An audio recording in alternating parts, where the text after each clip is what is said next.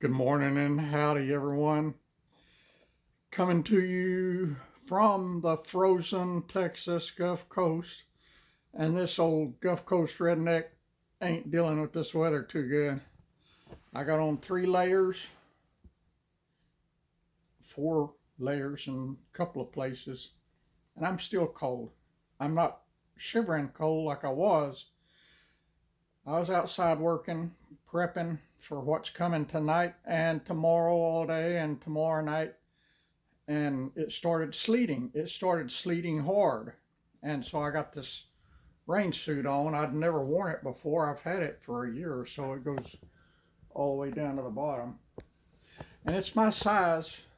I look like Mr. Roger. And the it's my size 2XL, but the crotch in the pants is about 6 inches too short, and my privates are scrunched up pretty tight so I could get it up high enough to get these shoulder straps on the pants up over my shoulder.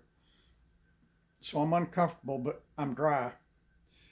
I'm going to do today's verses on peace in the house, and then I'll take you on a very quick walk outside. It stopped sleeting now. It's not raining now, or at least it wasn't when I came in, to show you some of what I've been doing. I worked all day yesterday and a couple hours this morning. I got 3 or 4 more hours of work to do before my mind will be at ease that I've done everything I can to prepare for 7 degrees is what they're saying now. It started off at 15, and every day or a couple of times a day they drop it another degree or two, and this morning they're saying 7 degrees with rain, sleet, and snow starting tonight, lasting all day tomorrow and Monday night, and then clearing up and getting back in the 70s before the end of next week. Crazy weather down here. But anyway, I'm going to read to you from the 11th chapter of Romans, and I wasn't going to shake all around today, but I got the Bible all folded up where I can't see it, so I got to shake around for a minute. I got it now, though, so let me go here. And it's not long, it's just 5 verses today. This stuff is powerful, y'all. God gave me this early this morning before the sun came up, and I read all of the 11th chapter of Romans and all of the 12th chapter of Romans, but I'm just going to give you the 5 verses that God gave me, and that is Romans 11, 33, 34, 35, 36, and Romans 12, verses 1 and 2. So that's 6 verses, not 5.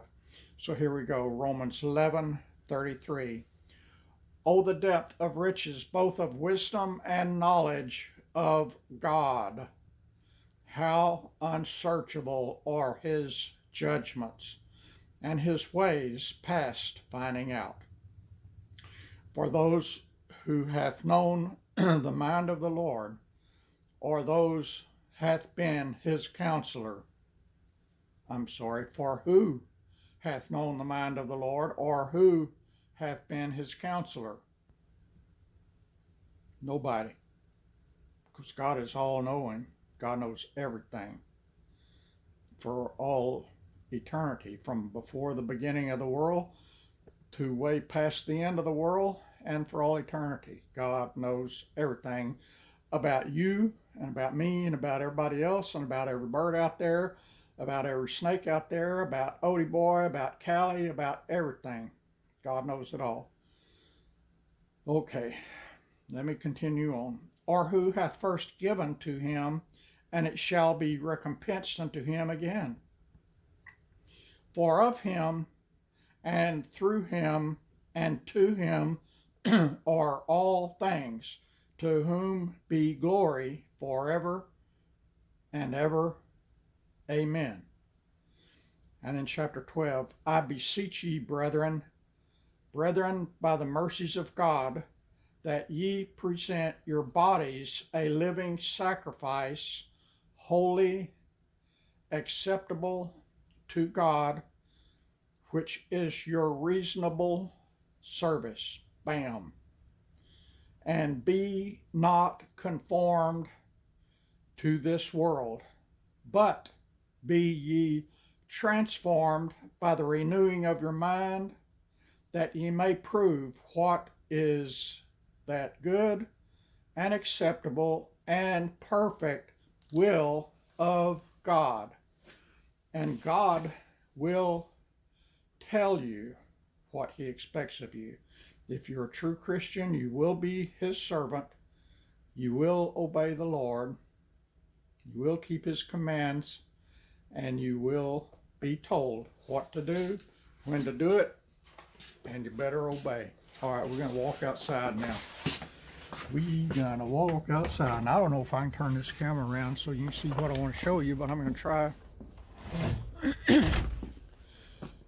I've been refilling my bird feeders like 1.5 times a day, and I didn't know why the birds were eating so much all of a sudden.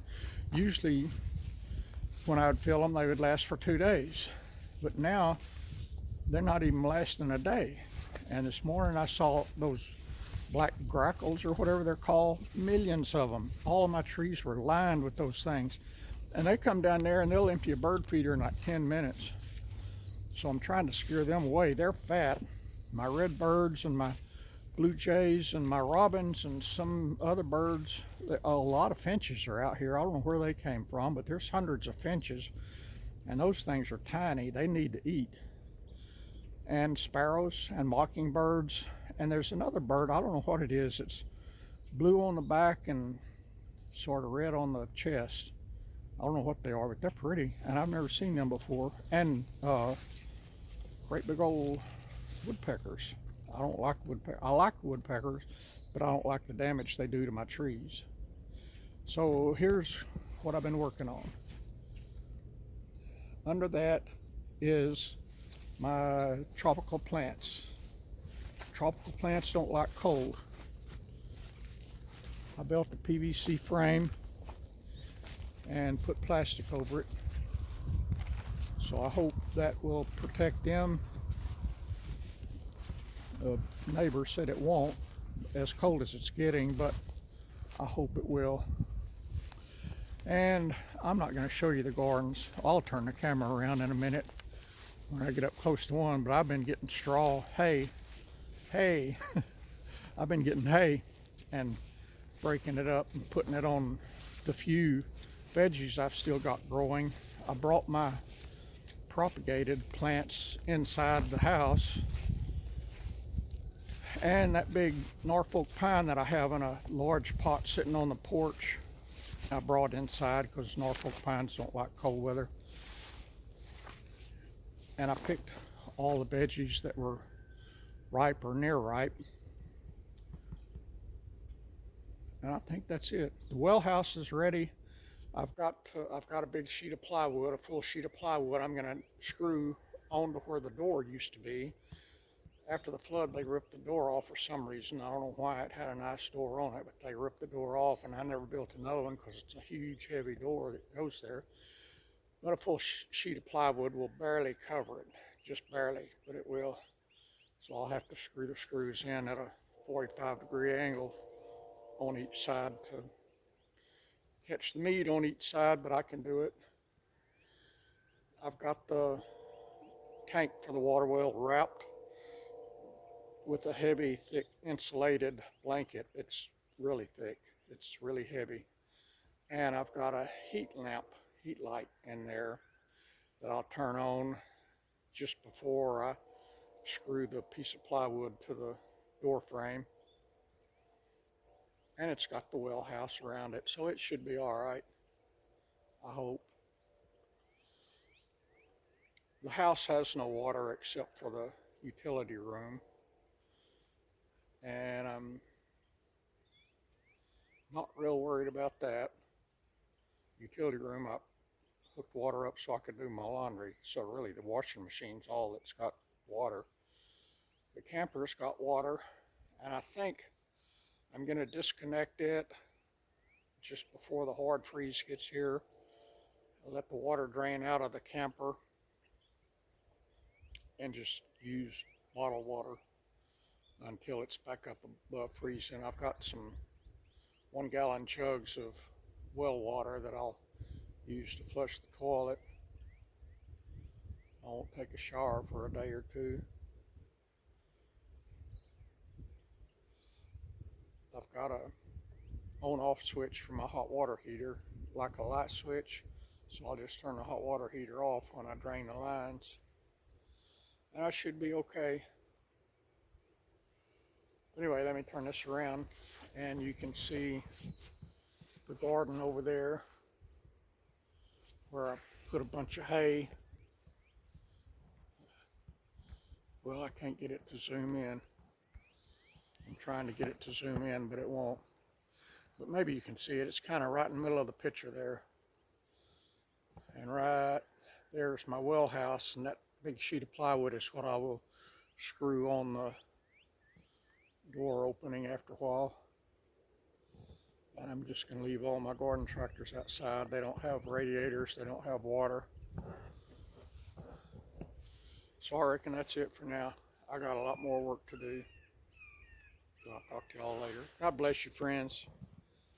Y'all stay warm, stay safe, cuddle up close to God. Let God be the head of your life forever and ever through all eternity. I am so anxious to go home, and I don't care about a mansion in heaven. All I want's a pallet over in the corner somewhere. I'm not into big fancy stuff like that. Any rewards I may possibly have got for my service to the Lord, I'm going to lay at the feet of Jesus' feet, because they mean nothing to me. All my desire is, my heart's desire is to be pleasing to the Lord. And you can tell from where I live and from what I own, material stuff does not mean anything to me. It used to. I used to get 3 or 4 new vehicles a year. I've had 3 big, nice, expensive houses, and 30 houses that probably sell for 300,000 or 400,000 now. All that means nothing to me now that I belong to the Lord. And I love it. I love life a whole lot better now than I did then. And I thought I was on top of the world then. I thought I had the world by the tail. There ain't nothing like being close to Jesus. I love him so much, and I thank him continually for what he did for my wretched old soul. Odie boy is inside. He didn't want to come out today. He did come out early to pee and poo, and he didn't want to come out anymore. Callie, however, is right here by me. She's got that big, thick fur coat on, and she's following me around like a puppy this morning. She's my buddy too. I bet you when I go inside, she'll follow me inside. Anyway, I'll let you go. I'll talk to y'all whenever. Stay warm and safe, really. Please stay safe. I value my friends.